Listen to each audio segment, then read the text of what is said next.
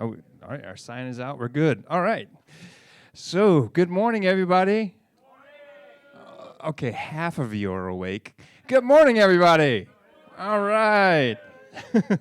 Welcome, everybody, to the Humanist Society of Greater Phoenix. My name is Alex Zigmund. I'm the president of the organization. Just want to say welcome to you all. Thank you so much for joining us on this gorgeous morning. So, who here enjoyed breakfast? Everybody, yes? Yes.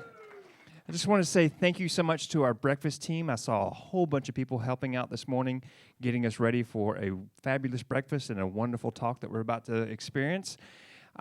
Who is here for the very first time? Welcome. Thank you so much for joining us. This organization is a nonprofit, and everybody here who is on the board and volunteers, they do it for free. We do it for fun. We do it because we love the community that we're in. We want to do the best we can to serve the community that's around us. So we have a number of events that we do here at the community center. As you can see, we've got all kinds of stuff going on with Sunday speakers. We've got our last, what was it? No, was it 2 weekends ago? No, 1 week ago. We had our annual Flying Spaghetti Monster Party. We attended Phoenix Pride Festival and did that.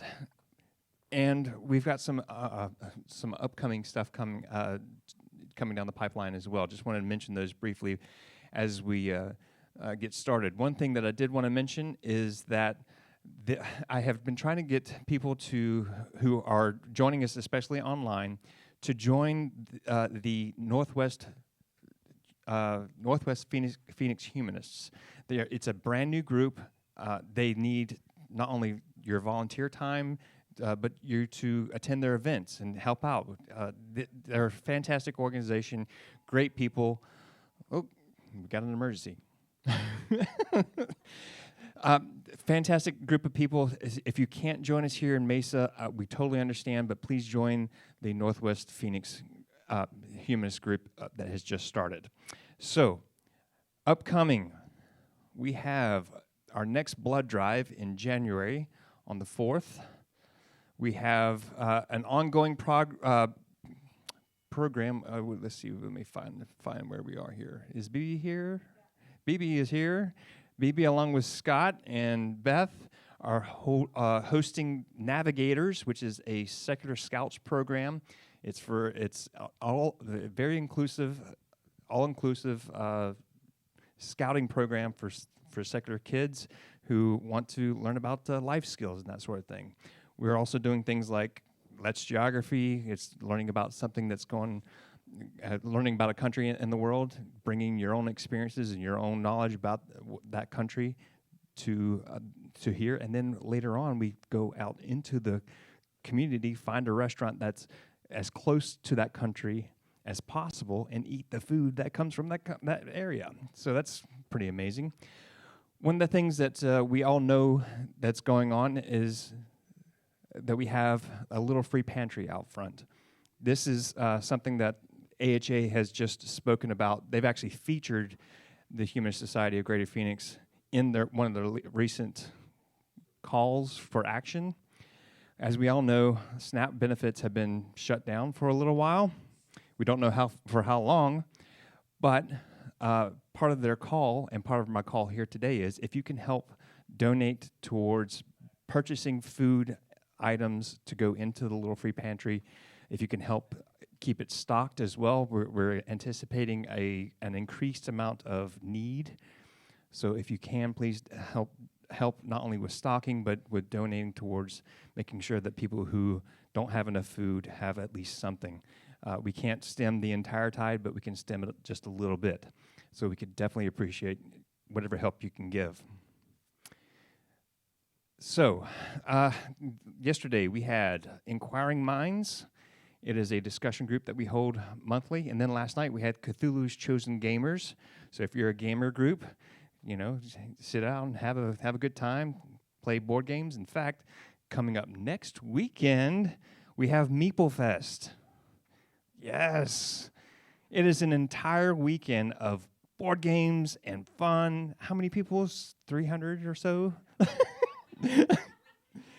We cap it at 100, including volunteers. That's 100 people in this building, in just about every single room that we can, and outside. And it's just board games everywhere. I've happened to stumble in here last year, and it was amazing. So check it out. It's amazing.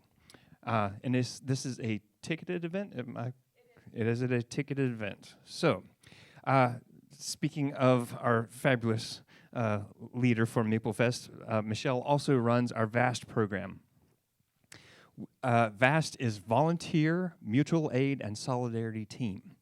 This team goes out into the community and does some amazing work. I would say it all, but I would be up here for the next hour. So, if you are interested in volunteering, helping out in the community, showing up and being good humanists for in the community, that's a wonderful team to join. The other thing two things I wanted to mention before we continue on is that one of our big programs is Philosophy Under the Influence. It's one of our big programs. We enjoy that one, but we also do things like the coffee talks and all kinds of events that we're doing around the Valley.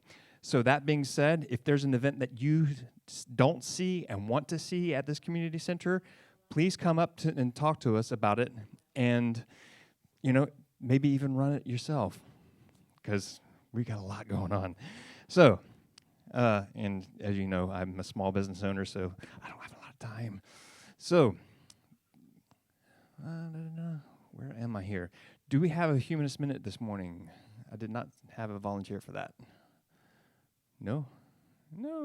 Okay, no Humanist Minute this morning. Actually, here we go. All right, Michelle, our Service and Participation Director. It's not really a Humanist Minute, but I did want to mention one of the things that HSGP is a founder of Humanities 101, or Humanity 101, and that's with the ASU Project Humanities.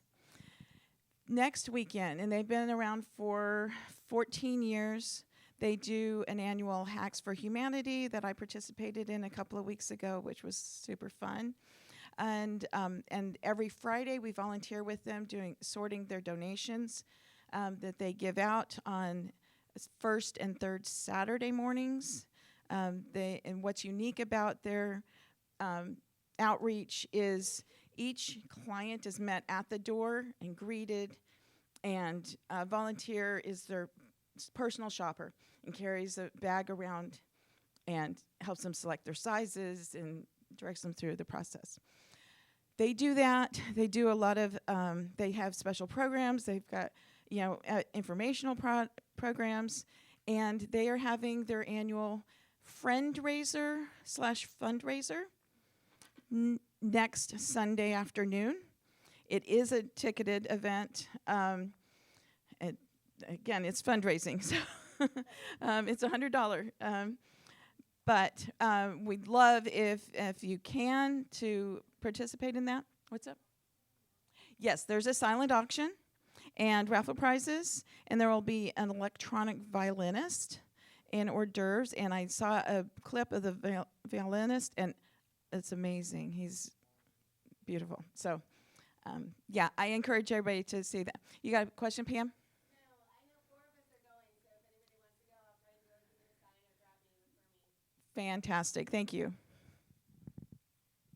Okay, thank you so much, Michelle. And Roger just came up and gave me QR codes to help donate towards the Little Free Pantry. All of the donations that happen here go straight to the pantry, if I understand that correctly. So thank you so much. As we begin this presentation, just want to lay a few ground rules. Please, if you can, silence your mobile devices so that we can have full attention and respect towards our speaker today. Do greatly appreciate that. At the end, we will be taking questions. I'll come around with a microphone, and please keep your questions brief, to the point, and also practice the 10 commitments of humanism. So, Mike, would you like to come up and introduce our speaker? Oh, and by the way, for those of you who are watching online, if you wouldn't mind, subscribe to our YouTube channel. If you can, if you're on Zoom, switch to YouTube so that we can get our viewer count up and then go from there. All right, I'm going to stop talking now so that Mike can introduce our speaker. Thank you. It's my great pleasure and honor to introduce our speaker today, Charles Blum, who has had a long career in government and in the private sector. You may have seen his biography. Charles started in the U.S. Foreign Service in 1966 as a Foreign Service officer. You may know I was also a Foreign Service officer. Charles was sent to El Salvador. I was sent to Guatemala a few years later. We overlapped in some ways, and that we knew many of the same people. So it's makes it even more meaningful for me to introduce Charles, who then, after 9 years or so in the Foreign Service, moved over to the U.S. Trade Representative's Office, USTR. Now, this is a really important office that negotiates the trade agreements. And within years, Charles worked his way up to being the assistant USTR, a fairly senior position, and then moved off into the private sector, set up his own consulting company, and was involved in trade negotiations, working with the different parties in these trade negotiations for many, many, many years, and managed to travel all over the world. You may have seen his biography, China many times, Russia, Ukraine, Poland, Korea, even North Korea, for goodness sake. So he stays in touch through with all these organizations and his many contacts, in part through the Phoenix Committee on Foreign Relations. And that's how I've had the pleasure to work with Charles, in the sense that he leads one of the discussion groups through the Phoenix Committee on Foreign Relations.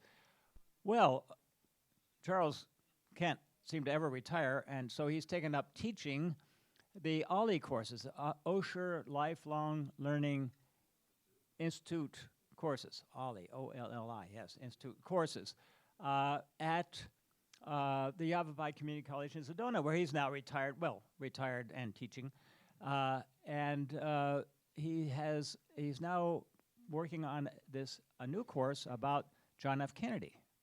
And so we're going to get a sneak preview here on a little bit of this, what will be a multi-day course on John F. Kennedy's quest for international peace. John F. Kennedy's quest for international peace. Charles Blum, please help me welcome Charles Blum. Thank you, Mike. I'm going to use this. Okay. Thank you. Is this on? Is this on? I'm hoping. Yeah, you're on. Okay, good. And it's not going to, no feedback here, right? I'm hoping. And I want to make sure the one thing we didn't check was, does this work? It works here. Maybe not. Could be a matter of, it's working, yeah, but if the remote's not working, maybe because I found you got to get the cursor in the right place. All right, we'll not worry about that, I think, except I do want to be able to do this. I'll start by standing back here. I don't like to have too much of a barrier between me and you. As Mike said, I'm supposed to be retired now. That means instead of working 7 days a week, I work 8 days. I just cram it into 7. It's the busiest time of my life. It's the happiest time of my life. Sedona is a wonderful place, as many of you know. And it has freed me up these last 10 years to actually reassess my life and events that I experienced, some that I actually had a small part in, and that's a very valuable time of life because you can, in fact, rethink. It's not just relearning, not refreshing your memory. You can actually understand more deeply things that you thought you knew, and that's the case here. I wanted to ask the question to start: how many people actually were eligible to vote in the 1960 election? Oh, we have at least a couple. Are you willing to say if you voted for John Kennedy? It's a secret vote. Okay, you did yes. All right, how many of you, knowing what you know now, how many of you would have voted for him? Yeah. Okay, here's my confessional to start to understand, so you understand the value of relearning things. If, as a 15-year-old kid in 1960, I was convinced that Richard Nixon was a superior candidate, that he was more mature, more experienced, more proven, and this young, greenish, upstart might have to wait his turn. By the time it got to 1963, I had completely changed my view about that, and that's the process I really want to talk about today. Maybe I should just add this one thing. I grew up in an immigrant household in Queens, New York. My dad came from Germany in 1930 with 6 words of English and $6 in his pocket, 6 years of education, something about sixes from Germany. He lost his whole family in the war. One was killed by Allied bombing, my uncle. His sister died and his mom and dad died. He found all this out in one letter from the surviving sister-in-law who was stuck in East Germany. And that, sometime before 1945, he got one letter that told him all this stuff. That made me into a Cold Warrior. As a kid, I thought my mission in life is going to be to reverse this. We want to liberate these people and get my cousins, free them up. I did get to meet them once, and they had absolutely no interest in talking to me. I think they resented, actually, that I grew up differently from them. They grew up in a terrible way of life. But that's how I started.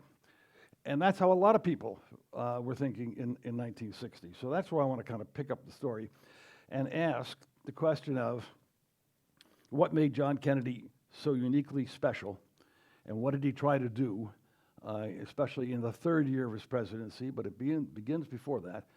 And then we'll talk a little bit about what does it mean for us. So some of us remember Kennedy as a war hero, commander of the PT-109, that little boat that was cut in half by a Japanese boat, and threw him into the water, saved a few of his crew lives. 2 days in the water with sharks and the Japanese prowling around, it gave him a permanent, lifelong back condition. He started playing football, but in this case, he lived his whole life in pain from that day forward, pretty much. Some people remember him as that young, glamorous young congressman who married young, glamorous, what was she, a photojournalist? And on the sea at Hyannisport, living the good life, the privileged life in the family yacht. I remember him more this way. I remember him upper left, Inauguration Day. I think most of you can complete this sentence. He said, "Ask not what your country can do for you." And congratulations, because I think you're doing it. And I'm so grateful to hear what you're doing. I remember him on his feet. He loved being with the press. He loved jousting. He spoke simply but eloquently. He was relaxed. He was always relaxed. He had witticisms that seemed to come out of nowhere. And we don't have a lot of that anymore in today's politicians. I really miss that. But his most important statements might have been made at commencement addresses. That's the lower left. And I'm going to pick up on one of those a little later. In my course next year, we're going to listen to the whole thing. He gave short speeches. That was about 26 minutes, I think. That was one of the longest speeches he ever gave. And every word is worth thinking about. We don't have time for that today, but we'll cherry pick. This is what I came to understand. I didn't understand. This is what I came to think of Kennedy of. I didn't get this word until recently. Bill Burns, some of you may remember, was the director of Central Intelligence for Joe Biden. He was a lifelong Republican, a career diplomat, 31 years in the Foreign Service. He was ambassador in Moscow, undersecretary of state, and in between, after his retirement from public service and his return, he did an interview, and one day he said this fantastic thing. He said, "A statesman has 3 essential qualities. First, strategic vision, a clear idea of where your side, your country, where you want to go, your real interest, not necessarily your position." And I think, Mike, you know that sometimes you're sent out to say things you don't believe in. We don't spend a lot of time clarifying this, and right now we have no sense, I think, of national purpose. There's no national vision that we could all subscribe to. Equally important is to have strategic empathy, which we have very little of now. Understanding what the other side wants and needs, their real interests, not what they say. We focus on people's, behavior, their body language. What do they really need? If you want to get a deal, you have to really understand that, and you have to many times think past what they're saying to try to figure out what they really need. And then, and this is the part that's also in scarce supply these days, you need, remember, strategic vision, strategic empathy, tactical flexibility, right? You can't make the big deal all the time. Most likely, you're going to get half a loaf, or a quarter of a loaf, or maybe just the heel of the loaf. If you know where you're going, and you know where the other guy needs to go, you can make those kind of decisions, but you have to be flexible. For me, this John Kennedy epitomizes this concept, and I'll try to illustrate that in the middle portion of this talk. And if you disagree, you can see this happens to be him with Wernher von Braun, thinking about going to the moon. Why? Because it's there. It says there, right? So, but what made him so special? I have to be really, really quick about this, but I'll have a reading suggestion for you. If this interests you, you can get the whole story here in a little bit. He came from a big family. It was a big, rich family, one of the richest families in America. And we all know Joe Sr., who's in the middle there with Teddy on his lap. He was a notorious businessman. His business practices were somewhat questioned, even at the time. He considered himself smarter than the average businessman. This is the important part of the lesson. He wanted his kids never to go into business. He taught them, you don't need to get any richer. You're rich enough. And every one of them sounds a little paltry these days, but they got $1 million on their 21st birthday. And the idea was, you're not going to go out and look for a job. You don't need to make more money. Go do something useful. He preached, this guy, filthy rich, and maybe filthy rich, preached to his kids, your mission in life is to do something of public value. And it was deeply embedded in the family. Not everybody figured it out, and they had some tragedies. I'll get into it in a second. John really took this, but his idea of public service was, I'm going to be a journalist. Because he thought journalists go where the action is, they go where the danger is. They get to report it and put it into words that people can actually understand. So that is an important part of public service. That's a relationship between public life and the press that we don't seem to have anymore. But that was very much his lifelong ambition. I'll add to that a little bit. But it's a family, big family. They knew tragedy. They knew happiness, too. I mean, John welcomed, I think, 6 of his younger children. He was very happy he loved babies from his youth. That's part of his empathy. He really understood what it was like to be helpless in a world, to have no voice in a world. And that is echoed in his later life again and again and again. He really wanted to help the people who couldn't help themselves. Another person who couldn't help himself was Rosemary, who's there on the lower right, far right. She had mental problems, and in 1941, using the best idea of what they thought was science, they lobotomized her and turned her into a real vegetable, and she disappeared from the family after that. It was a real loss. And of all the kids, John was the one who always worried about her. He was the one who would take her to dances. He was the one who would always spend time with her. He would talk to her. The rest of the kids, especially his older brother, I'll mention in a minute, Joe Jr., he didn't really have much time for her. But John Kennedy was the one who always made time for the people who needed some help. It's another element of empathy that he got out of his family life. And of course, his brother, who was being groomed to be president, for Joe Sr., he had this chip on his shoulder about being an Irish Catholic in a world, you can imagine Boston, dominated by the Brahmins. He desperately wanted Joe Sr. to be the president. Unfortunately, he volunteered for a risky mission in World War II. The plane crashed, he died, and with him that whole dream, disappeared, at least for a while. And his another sister, Kathleen, died after the war in a plane crash. So the family knew loss. They had a great wealth. They had great opportunity. They had fun together, but they also suffered together. And that's, I think, a big part of Kennedy's lifelong empathy. It comes from these experiences. I have to add this. Kennedy, of course, he was a practicing Catholic. His mother was very Catholic. Now, when it came to certain parts of his life, he was able to ignore the teachings of the church, just like his father. But he had 4 near-death experiences before he was shot. As a kid, infant, really, scarlet fever nearly killed him. 2 times he had Addison's disease, and he had 2 crises where the priest came in and gave him last rites.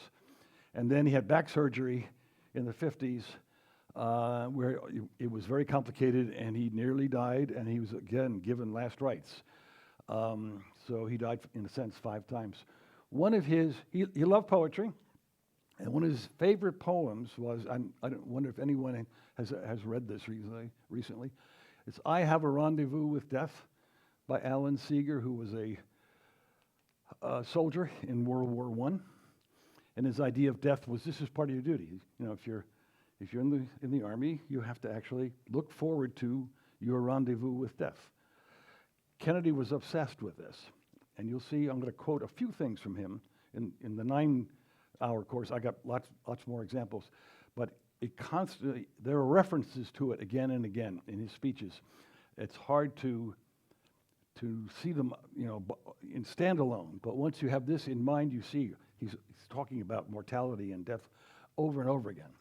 And there's even more interesting things. He had a real strong sense of fatalism that was built in. I think I've covered all that.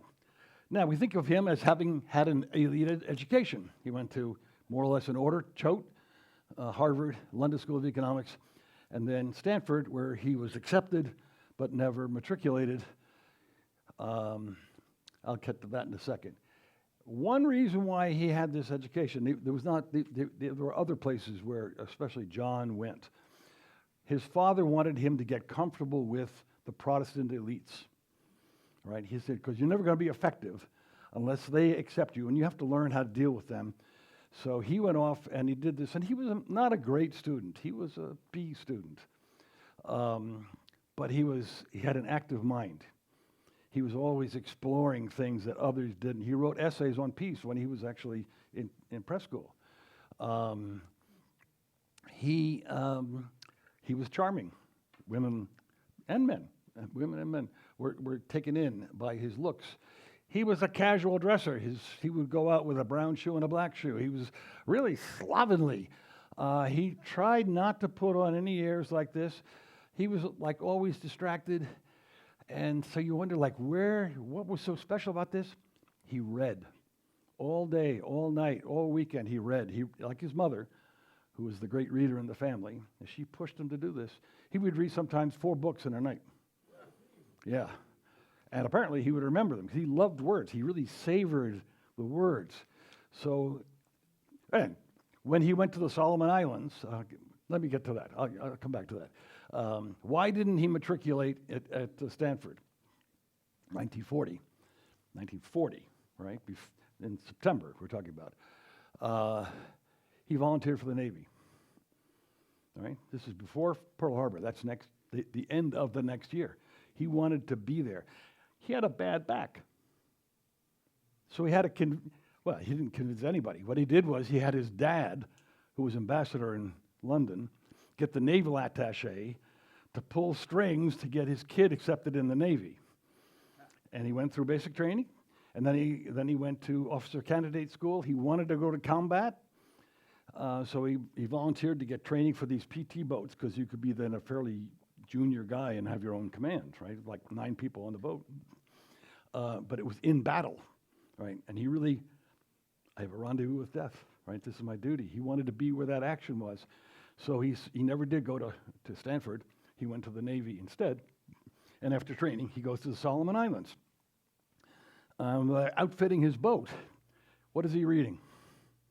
It's in his knapsack. The only book in his knapsack was War and Peace, Tolstoy.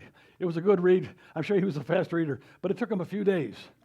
But, I mean, he was always exploring ideas, even though he was never an A student, which is another interesting thing. We tend to think the credential is terribly important. Oh, you know, Harvard, you were straight A at Harvard, you must be brilliant.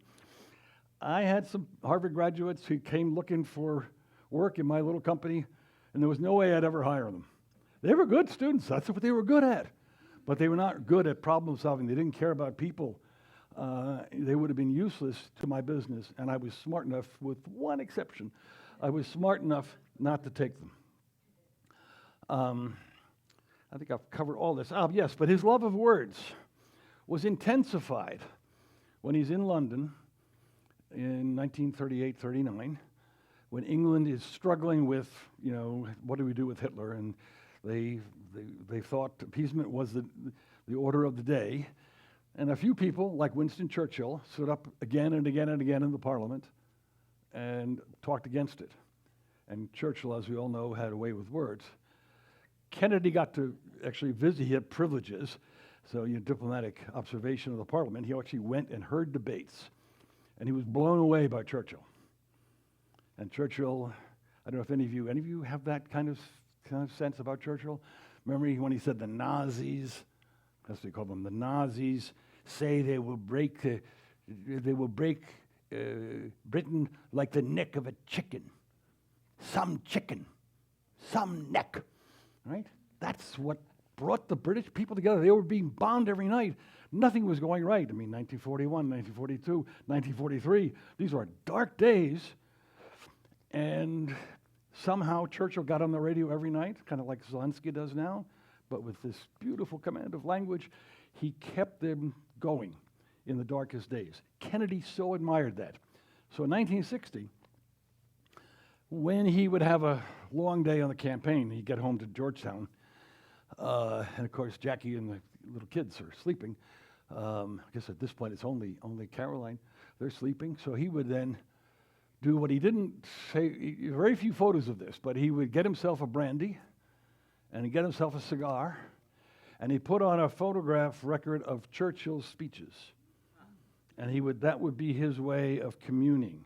Now, the really interesting thing is, and this is, I think, another important, you know, a sign of high intelligence is that you can hold conflicting ideas at the same time.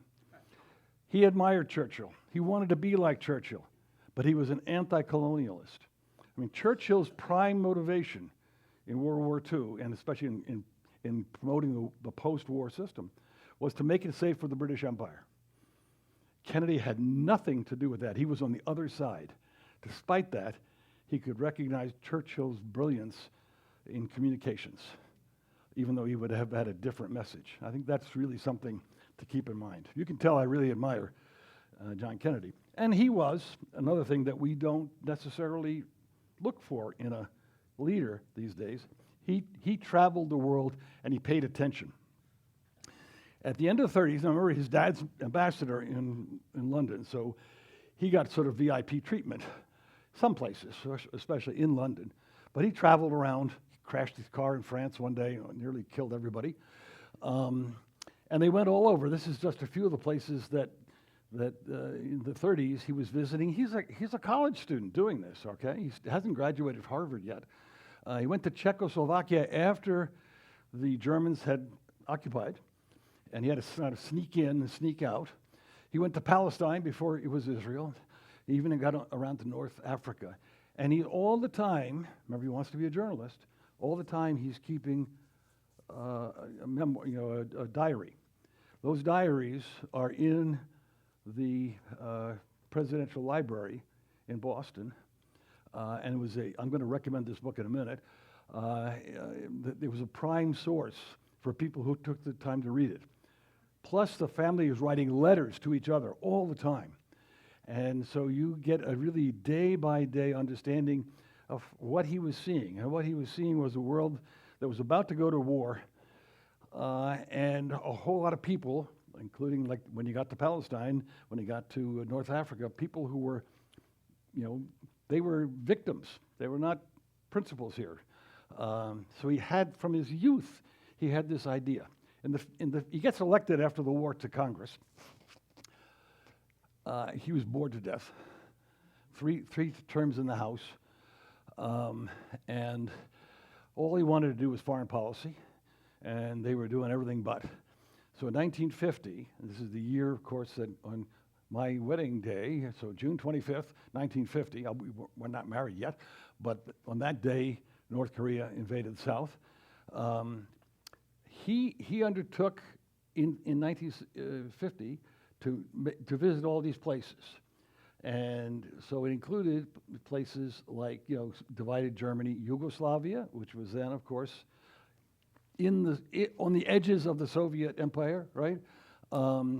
Israel, now free. Iran, which was, going toward the big crisis that they had in 1953. India, right? French Indochina, where he was in Saigon, and in the distance he could hear artillery, boom, boom, boom. And he gets into a long discussion with the U.S. consul in Saigon, who convinces him that there's no way the French can ever win. These colonial wars are doomed to failure. And this becomes a theme for him. He didn't figure this out in the 1960s. He knew this from 1950. And it colors a lot of what he does. What else can I say? Everywhere he went, and there were detailed notes that he kept, he learned something. In fact, the notes are always about what he was told, what people said to him. He hardly ever writes down what he said to them. He had a reportorial mentality, and he used it to educate himself to a degree that no president has ever been educated before they got their morning briefings. He was extraordinary that way. Now, if you want more, I tout this book for a lot of reasons.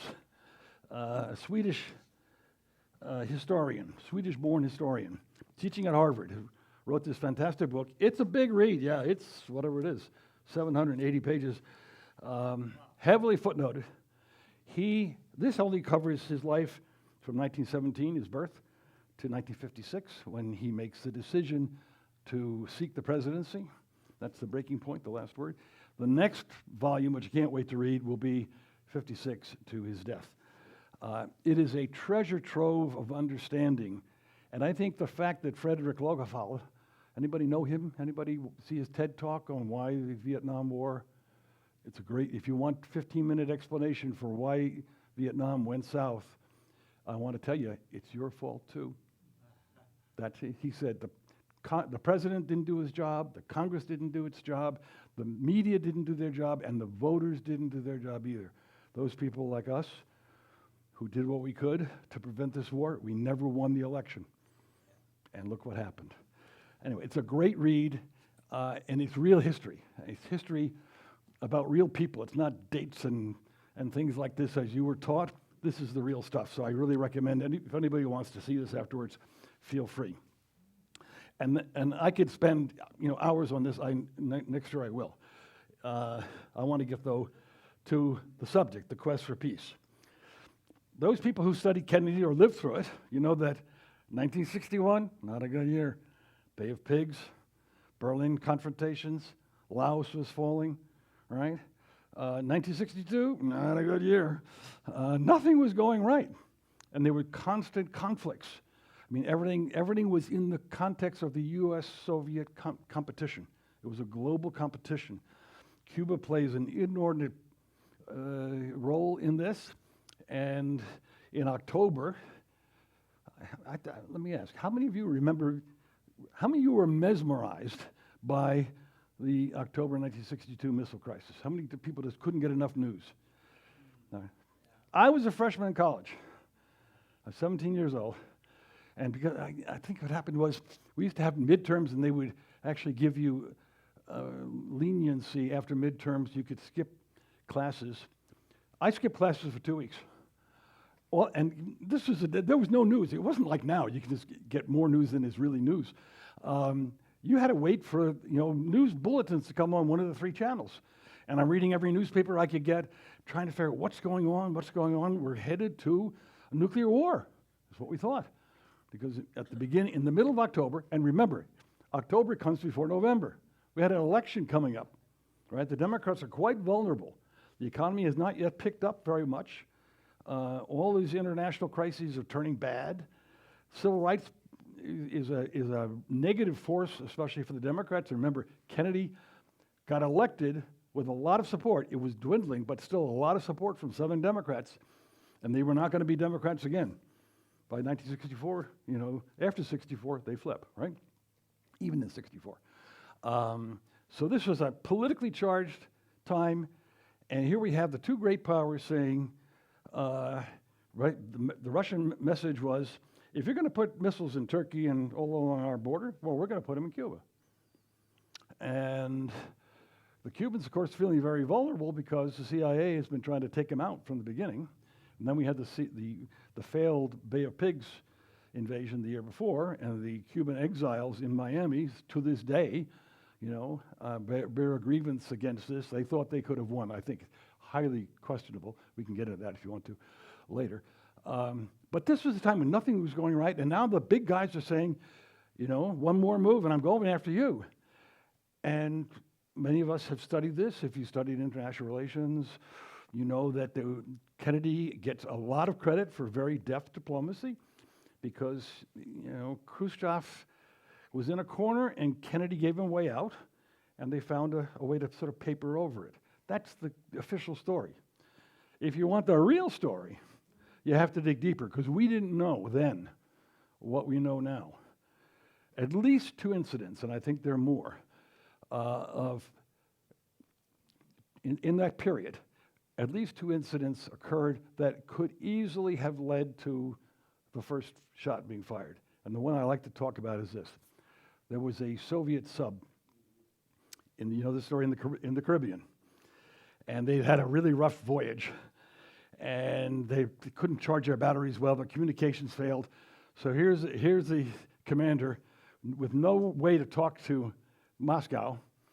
And he comes across a large American warship in his path, and he can't communicate, so he's thinking, this is it, right? We're at war. He must be at war, otherwise they'd be, right? So he actually gives the order to dive, activate those nuclear-tipped torpedoes, and shoot down that boat. And it would have happened, except just by coincidence, a political commissar who outranks the captain, right? He was hitching a ride on the boat. Do you know this story? He said, no, don't do that. If it hadn't been for that guy in the wrong place at the right time, we would have gone to war. They would have sunk one of our big ships. We would have responded. The advice from the generals on both sides was, you got to show how tough you are. You got these weapons. If you don't use them, what good are they, right? Khrushchev and Kennedy were both getting the same message, but for that and a few other things, it would have happened. The other strange coincidence that we should be thankful for, it's one of Kennedy's great rivals was Adlai Stevenson, who he beat, and he got shipped off to New York to be UN ambassador. And because he was like elder statesman of the party, you know, Kennedy had to meet with him. He didn't want to do this, and they had a previously scheduled lunch, because Stevenson would come down from New York, do his rounds, and then, you know, he liked to have lunch with Kennedy. And he had the rank where he could get it. And Kennedy's really busy because he's like on the third day of the crisis, and he's getting ready. Even the Department of State, our old boss, you know, Dean Rusk, is saying, use the nukes, or be prepared to use the nukes. You got to invade Cuba is what they all agreed on. And if it comes to nukes, we use them. Stevenson is briefed on this by Kennedy. He said, are you crazy? You can't do that. It's be the end of the world. You're going to go down in history as the guy who destroyed the world. And that's when Kennedy actually got creative. In the next 10 days, things really changed. Just by accident, he had lunch with the right guy. He didn't want to have it, but it happened. We got so lucky in October 1962. So what happens then? How am I doing? Yeah. If you want to know, here's another book recommendation. You guys are readers, I can tell. Oh, actually, I don't have it. It's not here. This is another book for another purpose. There's a book. You remember the movie Oppenheimer? Yeah. Great book, right? Same guy, Marty Sherwin, wrote a book called Gambling with Armageddon. And it's filled with stories about this, about how lucky we were. after Hiroshima and up to the missile crisis, how many times we came to the brink with people not understanding, what is this thing on the radar screen? There's something coming in. I mean, time after time after time, we nearly went to war based on bad information or misunderstanding. It's a scary story. It's a great book. And he ends the book with this sentence I want to read. He said, the real lesson of this whole history is that nuclear armaments create the peril they are deployed to prevent, but are of little use in resolving them. And I think that becomes the theme here that I'm going to present or pursue. So here we have Kennedy and Khrushchev, both shaken by their experiences, both feeling politically weak and knowing that they just barely escaped, right?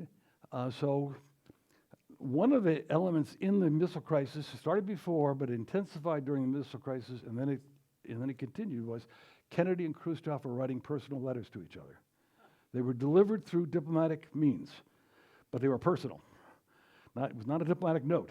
They were personal letters, dear Mr. President. And they did, more than 100 of these.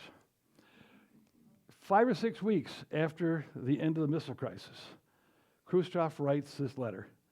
This is like the most fundamental document in this whole talk. He writes a letter to Kennedy and says, we have conditions that we can build on for peace, but you've got to win the next election. You need a mandate, really a mandate for peace is the way but that's what he's talking about, so that we can have 6 years together to work this out. And Khrushchev did this from a position of need. The Soviet system was failing, particularly in agriculture. They had 5 bad years, and then 1963, they had a collapse of their wheat crop. They used to be an exporter of wheat, and they were starving. There were food lines in Moscow. People were angry about everything. And Khrushchev came out of Ukraine agriculture. That was his thing. His programs were failing, and he was under intense pressure to make things work. And why are you wasting? His idea was, I have to waste too much money on all these arms, right? I got to stop doing that so I can get to work on the other things. This is the genuine notion that he had. Now, some people will say, the Cold Warriors will say, hey, he was a communist. He was trying to bury us, remember? You can't believe him. He lies. His own son said he was absolutely convinced of this, absolutely serious of this. And he actually says to I don't have this note here, but he actually says to Kennedy, to help you get that mandate, I'll do whatever you want. I can be your friend. I can be your enemy. Tell me what you need from me so that you get elected so we have 6 years to work together. Wow. Wow. Now, if you go and look at any timeline. What happens in January, February, March of 1963? Not much, right? Kennedy was actually noodling, and he had to do it alone because the Joint Chiefs were against him, the CIA was against him, the State Department was against him, except for George Ball. There was the one guy he could talk to, all out of channels. But I mean, he would have cabinet meetings where he was isolated. Nobody wanted him, and I'll give you some more examples. Nobody wanted to follow him down this road. So he had to think it through. And the solution was this. I'll give a speech. Why not? The American University, June the 10th, 1963. It's called his peace speech. If you've never read it, never heard it, you can find it. It's one of his longest ones, but it's still 26 minutes. And it's worth savoring. I'm going to cherry pick it here and see if you're as impressed by it as I was and other people. Not at the time, by the way. I don't remember that summer even hearing about this speech. It's a long story, but I didn't have, a lot of media contact there. But he says things like this. He says, and it's really a more beautifully put together thing than I have time for. He says this. This is a slightly altered direct quotation.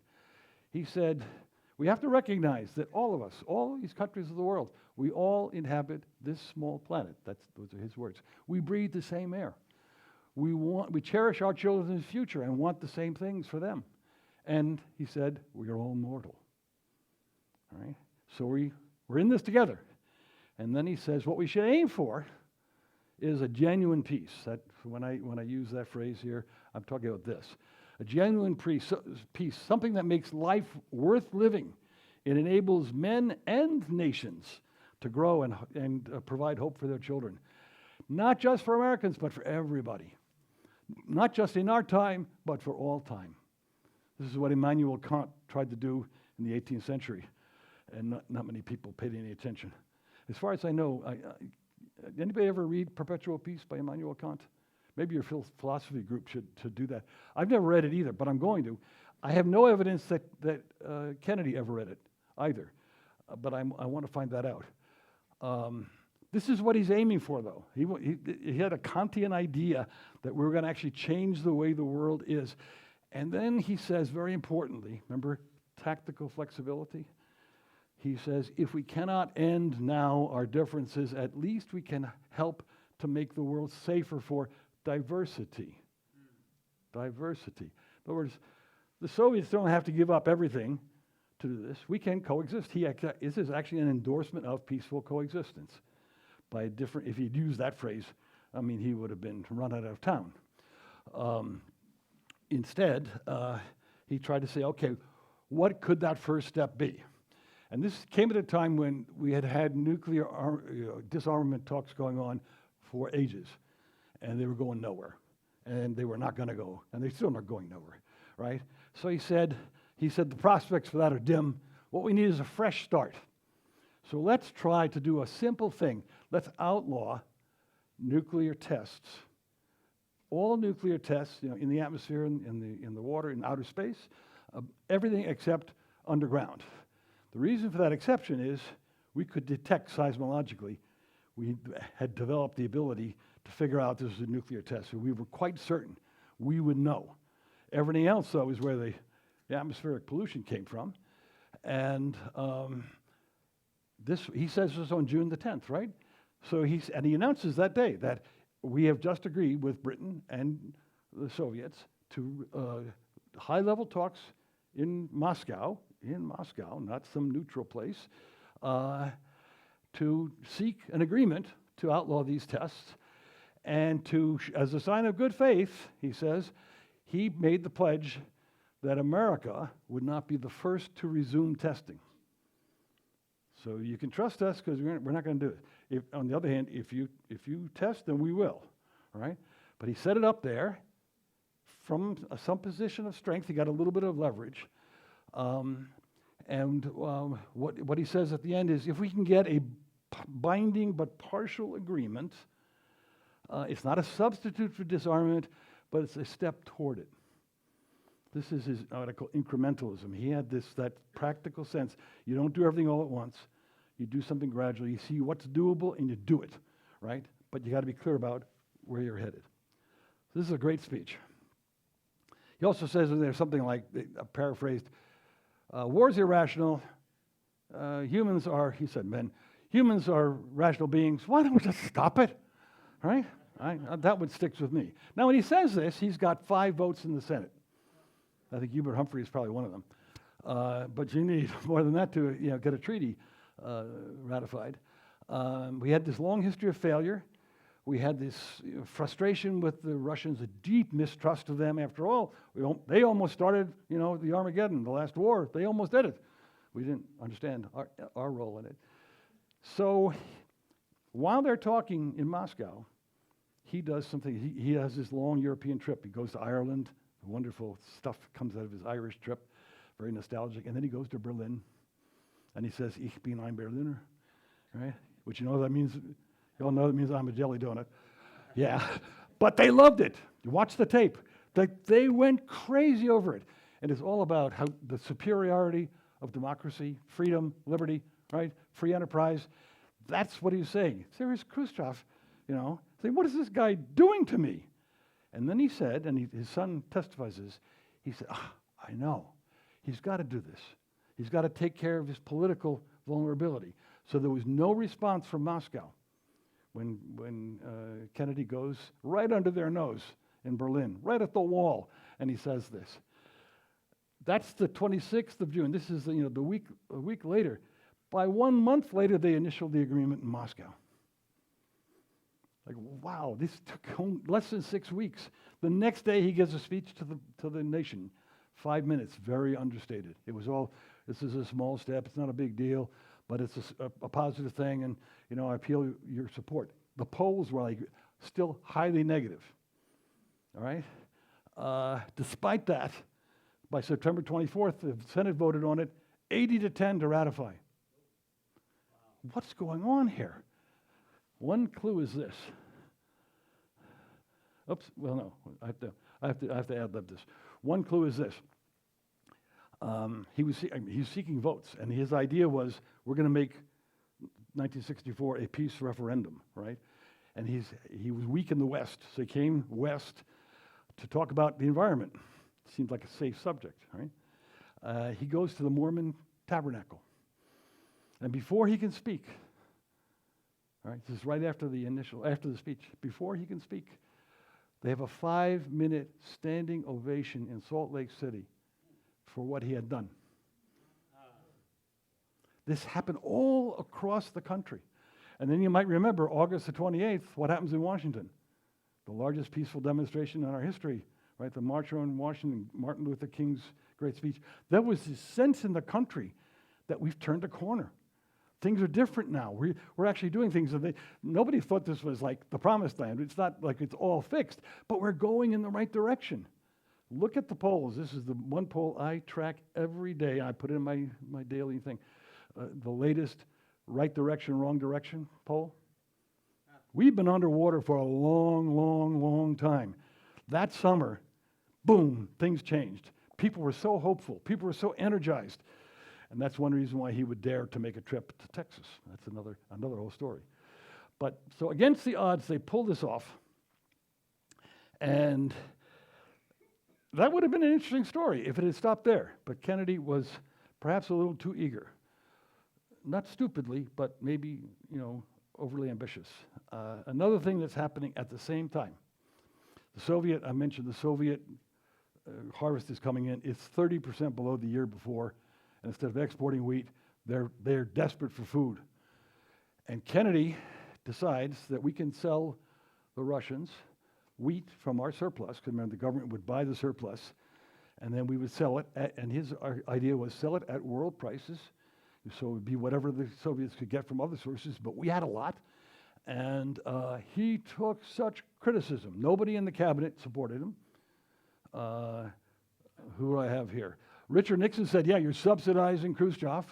You should be trying to bring this guy down, and here you are feeding him, right? Lyndon Johnson, who will come back in this story later, says it was the worst political mistake that Kennedy ever made. But he went ahead and did it. And that gave Khrushchev something that he could say, look, the Americans are serious. They're willing to help us here. They're not just trying to take advantage of us. They really share our vision of some kind of peaceful coexistence under terms that we still have to negotiate. It was an enormous act of goodwill and good faith, and Kennedy, took the criticism, and it never deterred him. So that was a way of sort of, strengthening the macro U.S.-Russian relationship. Then he gives a speech in the UN. I'm not doing this exactly chronological, but these events are coming at you every week. There's something new. On the 20th of September, he starts out his speech by saying, I have good news for once. He actually says that. The clouds have lifted a little. This is a time of rising hope, which I tried to just summarize. He said, he uses this phrase, there's been a pause in the Cold War. We're actually making progress. And then he says, realistically, I love this phrase, I quote this all the time, peace is a daily, weekly, monthly process of gradually changing opinions, slowly eroding old barriers, quietly building new structures. I think it's exactly right, perfectly nuanced and widely ignored. And then he said, this is really interesting, especially given where we are today. He says, okay, the great powers are doing this. And then he says, all the rest of you guys on the UN, right, wise up. He says, little wars are dangerous in a nuclear world. And don't we know that now, right? And he said, the long labor of peace is an undertaking for every nation. There's no room here to be non-aligned or non-committed. This is everybody's business. And he says this at the UN, and that might have been a high watermark for the UN. I mean, this was a nuanced, carefully thought through, realistic, incredibly ambitious undertaking that he was on. So that's another piece. Then there's the issue of Vietnam, which bedevils him from the beginning, because he never believed. Remember, I told you about 1950. He thought then that the French were doomed. 1961, he has an encounter with MacArthur, who's aging, and he says, the worst thing you could possibly do is get involved in a land war in Asia. You can't win them, right? Which is also de Gaulle's view, if you might remember. De Gaulle could speak from experience. And then George Ball, one of the guys I mentioned, one of the few people in the State Department who actually was trusted by Kennedy, he says, you know, warfare in the jungle, you just can't do it. You can't make it work. Well, we proved that. It only took us about 10 years or something, and we proved it. So he actually makes the decision in October 11th. That's a National Security Action Memorandum. Those are decisions taken by the National Security Council, chaired by the President. So number 263, he ordered the beginning of the process of withdrawing our troops, our advisors, from Vietnam. And the idea was to completely withdraw by the end of 1965. And he and Khrushchev had actually, they hadn't agreed on, but they had communicated about the idea that let's end the fighting, have national elections, clean elections, supervised elections, and whoever the Vietnamese vote for, that's the government that we both will, respect. That's how close we were to finding a way out of Vietnam before it got what it came to be. November 1st of 1961, of course, November 22nd is his assassination date. So 3 weeks earlier, with his approval, President Diem, who had lost popular support in South Vietnam, he was removed from office, which Kennedy approved of, and then he and his brother were assassinated, which Kennedy never approved of. And when he found out, he was livid. One more reason he had to destroy that half of the CIA that worked on dirty outs. And he felt that he was betrayed by Henry Cabot Lodge. And what a coincidence. He's the man whose seat he took in the Senate. He beat Lodge to get the seat and thought he was doing a magnanimous thing and a bipartisan thing to put this guy as our ambassador in Vietnam. And he clearly undercut the president time and time again, including on this. He knew what was going to happen. He did not report it, and actually altered messages that the White House was trying to send to Diem. He would edit them, and they did a terrible job.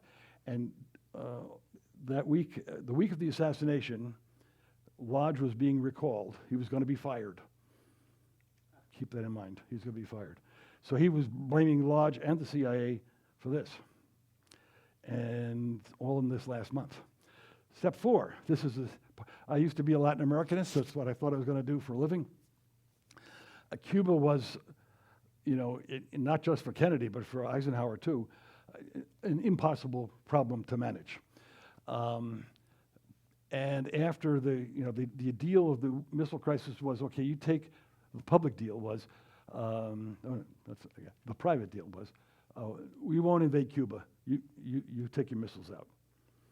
The next week, the CIA was actually attacking Cuban ships in the Caribbean. Okay, so the Cubans right away, if you didn't mean it, right? You big guys are still, playing around with us. To deal with that, at the UN, the only place we had diplomatic contact with the Cubans was at the UN. Some talks began, and then Kennedy got the idea that he would send a personal message to Castro by means of Jean Daniel, who was a French journalist. He loved journalists, remember, trusted journalists. And he actually, I've got the whole message in one of those books.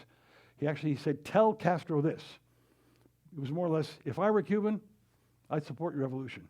You had a problem, you're addressing it. You were right.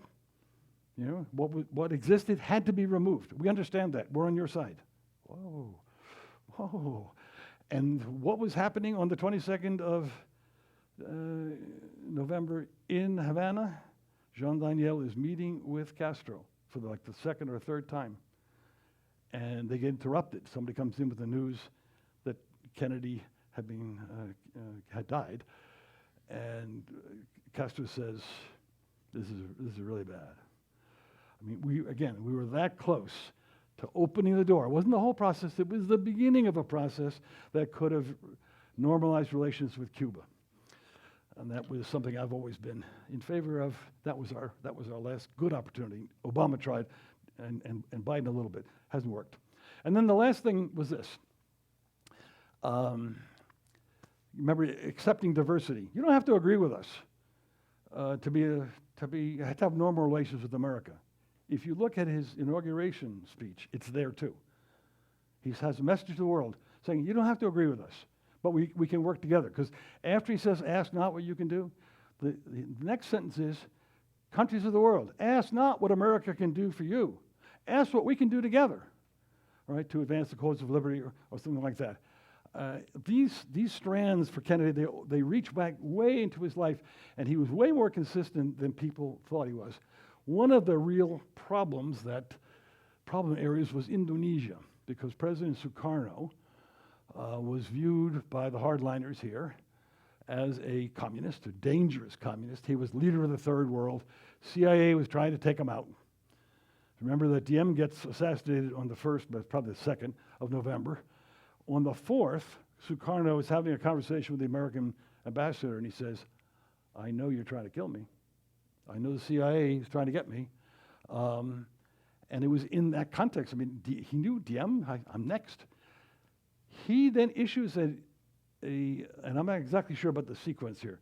He either had just issued or would next issue an invitation to Kennedy to come to Indonesia. And he said, I guarantee you the warmest welcome ever given to a foreign leader.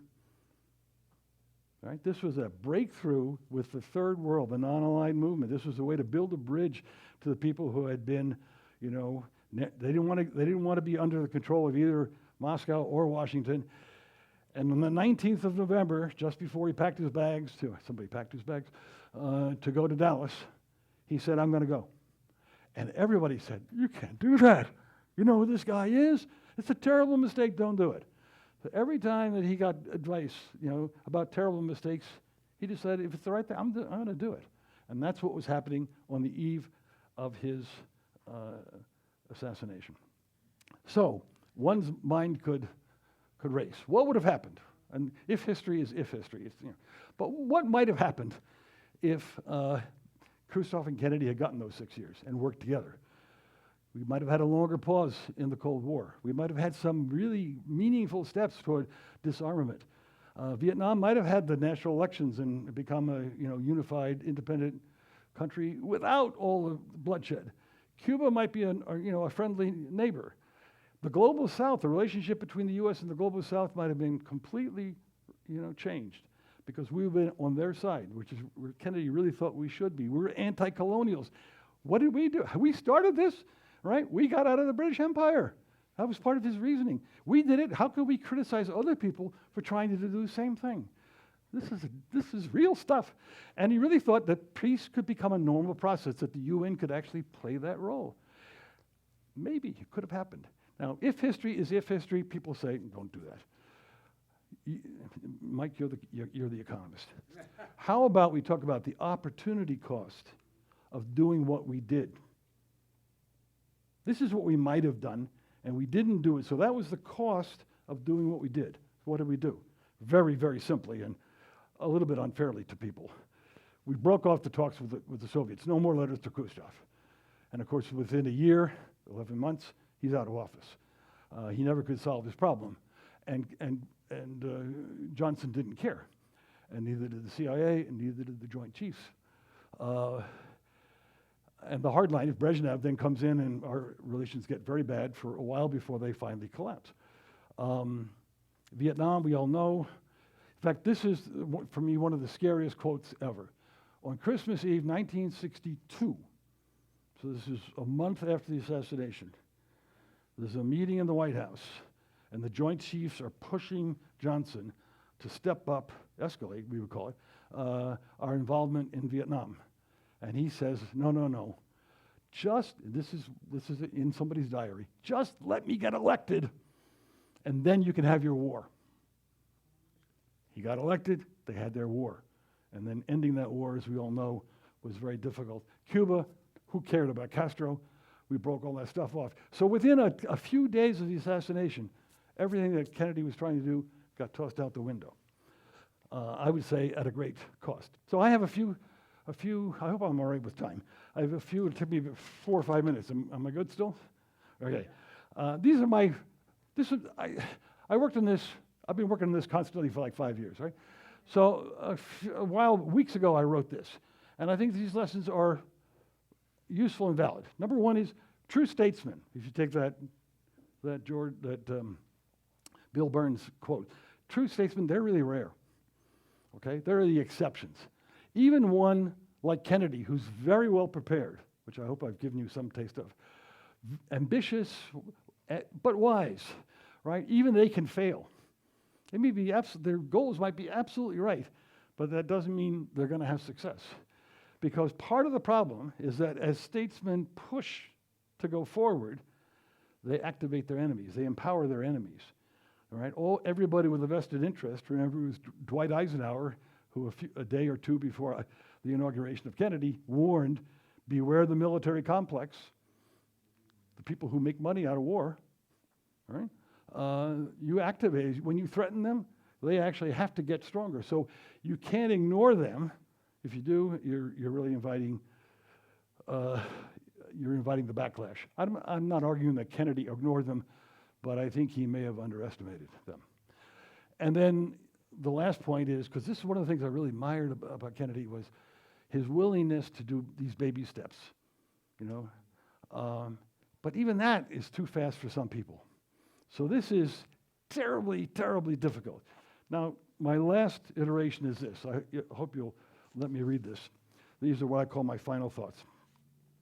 Should take 2 minutes. I say, John Kennedy lived and died in a simpler world.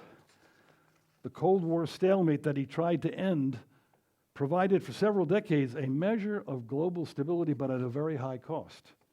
Ultimately, that cost consumed the USSR, just as Khrushchev had feared, and for which Putin now seeks revenge. Overall, today's world is more prosperous, more literate, more diverse than ever before in human history. We're the privileged people in human history. But paradoxically, at the same time, violence, injustice, and oppression are still widespread, hard to contain, and it seems impossible to reverse. The goal of genuine peace seems remote and may be receding. As Kennedy understood, nuclear weapons have little value except perhaps to deter their own use. Nevertheless, today's threats of new nuclear testing and even their battlefield use are thrown out very casually by the world's leaders, right? Not just ours. At the same time, Kennedy's challenge to the UN to avoid those little wars seems totally overlooked today.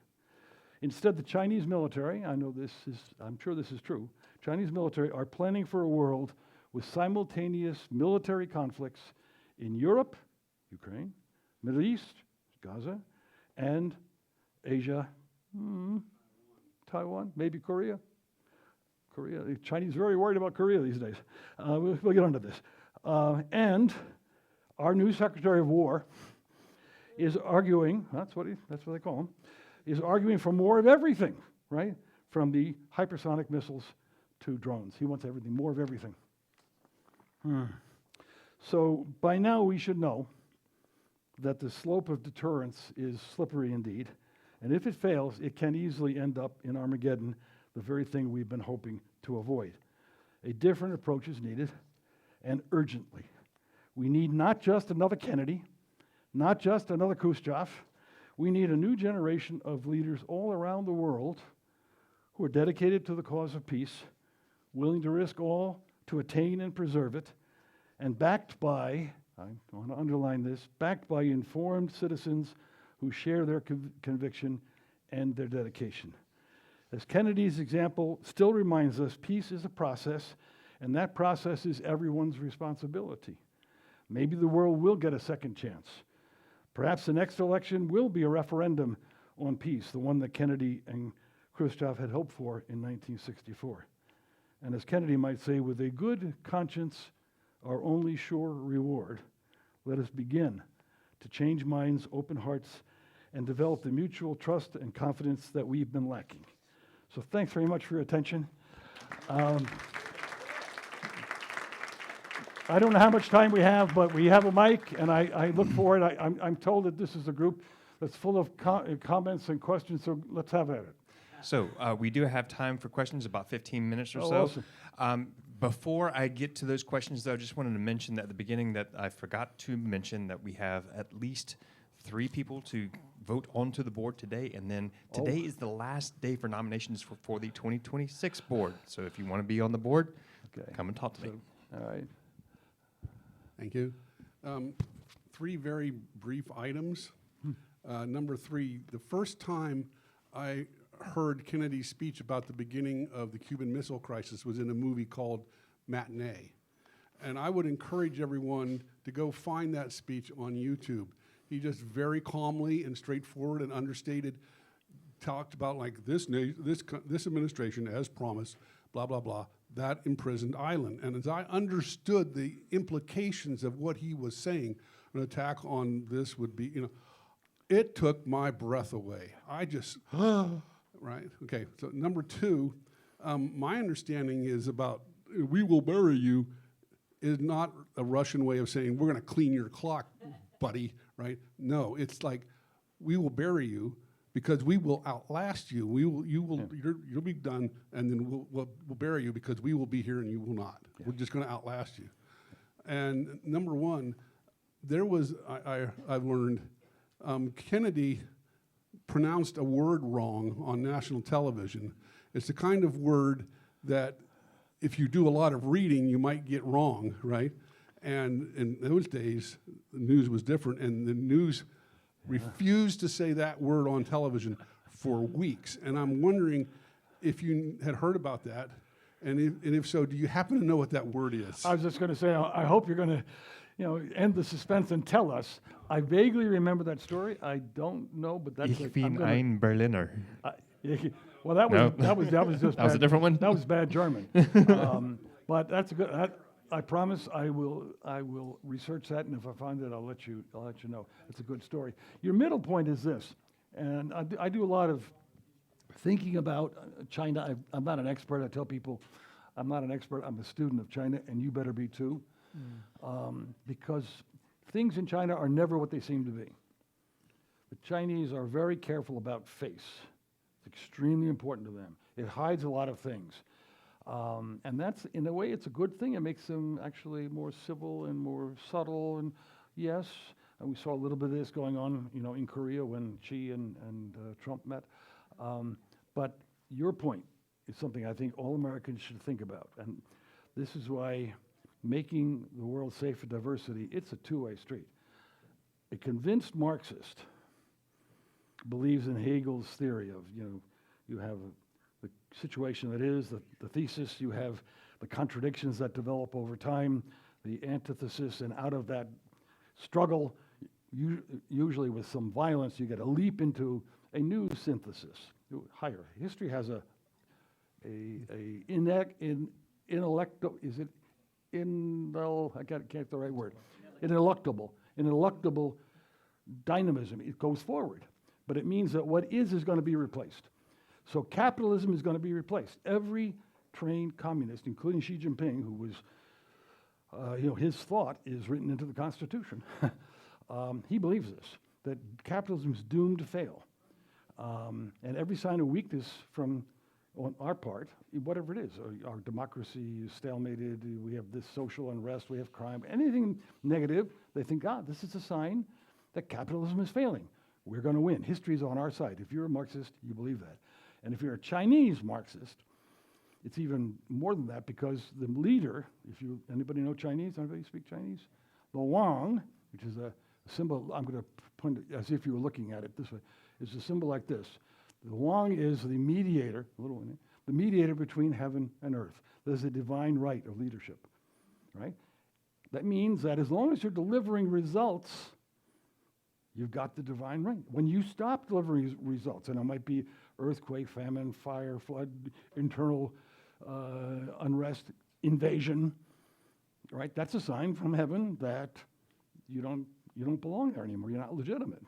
And that, if you look at Chinese history that way, it's not one long empire. It's a whole succession of dynasties. This is their last dynasty. Chinese Communist Party is obsessed with maintaining itself because they know history. And the history is you rise, you prosper, you fall. And that's what they're looking at right now. That makes them very hard to deal with because on the one hand, they think you're doomed. On the other hand, they're worried that they're doomed. And that creates a lot of trouble. You can see this when the big guys get together, they just keep talking past each other. I think that's a communications problem, but it's also an opportunity. And that's what we had with Khrushchev, right? If both sides feel vulnerable, then why not? But you have to do it with real intelligence. You have to be able to communicate. You must show your empathy. You must show that you understand the other guy. And I think right now, I don't get any empathy from the Chinese for us, and I think we have none for them. It's very dangerous. So we have to work harder. But I love your points, and I'm going to find out that word. It wasn't Cuba. We used to call it about Cuba. But yeah. But that's a great thing, because he was very careful with words. What's it? Google said it was Cincinnati. Cincinnati? Another reason not to go there. I had no idea. You're from? What's that? Ice cream is good in the beer, right? Is what I've heard, yeah. But anyway, who's next? Oh, there, sorry. Hi, I love this speech. I grew up at the time of his assassination, and I had such great high hopes for him. And to learn that his twist on coexistence, I thought is great. I'm going to have to look up more of all of that. Yeah. And I loved at the end that you gave a summary, almost kind of like moving forward. I was hoping that, either I could bring it up or that you did, how we can deal with the present situation, administration, chaos. And I think one of the key elements is it's not left or right, Republican, Democrat. It is the elite techno super rich that are manipulating through algorithms or through their corporate board meetings.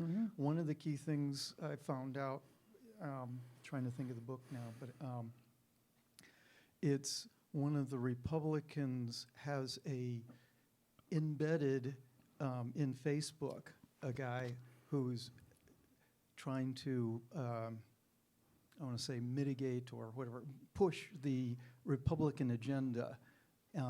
And Facebook is just, rolling over saying, okay, yeah, we won't, put these limits on the algorithm.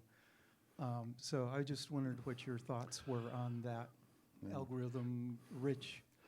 And that's one reason why I started my last comment with Kennedy lived and died in a much simpler age. We were discussing this last night at dinner. Thank you, Mike, for that great dinner and great discussion. I mean, the world is infinitely, there are a lot more people, first of all right? There are a lot more countries. There's so many more actors. There's so many more weapons. Everybody's got a weapon. And if you don't have one, you can easily get it. Everything is more difficult now. And I think it just makes things more urgent. What can we do about it? I tried to appeal to that, but here's a specific idea that came out of I did a talk on 9/11, and I've been recently, because I have a lot of Zoomers in my grandkids. I've got a whole bunch of grandkids, and we recently had a wedding, and I tried to engage them, and I realized the gap in their thinking. They don't understand. They think we all had it so easy, Everything was given to us, and we could get a job with no problem. We bought a house with no problem. And it wasn't that way exactly. And a lot of people tried and failed stuff. I mean, they forget that. I think one thing we should do as a country is those of us who have lived longer, reach out to the kids. And one of my simple ideas about 9/11 was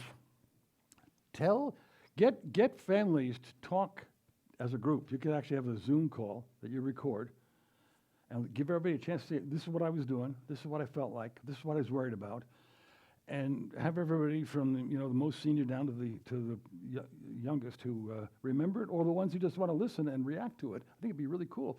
But maybe we need to actually personalize these events. These world events seem like so distant, but they profoundly affect us, and the psychological weight stays with us forever.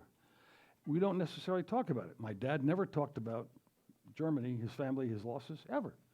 I don't know a single fact about my German grandma. I know one thing about the grandpa, which was that when the Nazis brought in the overseer, he couldn't speak, but he told my father, you push back on this guy, I can't. That was one of my first lessons. But I know so little about that. We should, I think, try to bridge the generations by telling personal stories. And what they learn in school, everybody says, some places it's been wiped out, right? But a lot of places, it's in there. But what do you learn?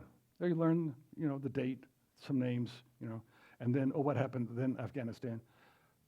That's not the story. The story was, and I think the real story in America was how many ordinary people reached out to help people. Well, they didn't know. They didn't know anything about them except they're stuck on the island and I got a boat, I'm gonna help them get off. The largest, do you know this? The largest boat evacuation in history was that afternoon, taking people by boat to Staten Island, Brooklyn, Hoboken, right? And who organized that? Nobody. People just said, look at the smoke, there are people trying to get out. I'm gonna go over there and see if I can help. And we did. This is what's really important in life. I know these are your values. I'm very impressed with your values. I share almost every one, I think, I'm sure. We don't celebrate that enough. We don't say this is the essence of America. We are so into grievances, and we invest a lot of time describing our divisions, and we spend hardly any time thinking about how we can build bridges. I think we can all do better that way. And one way I think might be family histories could actually be some way to bridge some of the divide. Yeah. Yes, I'm sitting here really blown away. I was in the Navy from 1959 to 1964. And I do not know, when you talked about the ship that was almost torpedoed, I do know that at that time, in the fall of '63, my ship, which was being transferred from Long Beach to Rhode Island, went right by Cuba, and they had their guns trained on us. Yep. We had our guns trained on them, and we just kept sailing and just passed on by. Within a few months, for a variety of reasons that were can't go into here, I was in the Atlantic on my ship, which was testing a new sonar, and I encountered a blip that we started checking, and we ran against that thing for a good 4 to 6 hours. It was a Russian sub. And a nuclear And sub. that was happening It could in stay the fall of underwater 63. the whole time, yeah. Yeah, no, I mean, and there is a military threat, and if your only answer to a military threat is, military deterrence, you're rolling the dice every time. So we have time for at least one more question, and then we're going to have to do, like I said, just a quick thing for the board. Okay. Thank you. You spoke about Kennedy's view for diversity. Yeah. Diversity now being a buzzword in our society. Tell me, please, about Kennedy's diversity versus our diversity, and are these things related? Or are we too narrow? That's good. I'm rather than give you a lame answer, I'm going to promise to work on that for the course next year. I think I really have to dig into that, and I'm glad you made it an issue. Thank you. I think instinctually he was that way. He was also a man of his times. He was, in many ways, was a conventional American of the 19th century. So was there some element of male chauvinism in him? For sure, I think. But I really have to give you a better answer than that. So I'm going to put that on my to-do list. Thank you. Okay. Do you have a time to stick around for I'm a happy few more if- questions? Absolutely. Okay, so we're gonna So do your business. Yeah, we're gonna end the stream now. So thank you, everybody. Thank you so much, Charlie. It was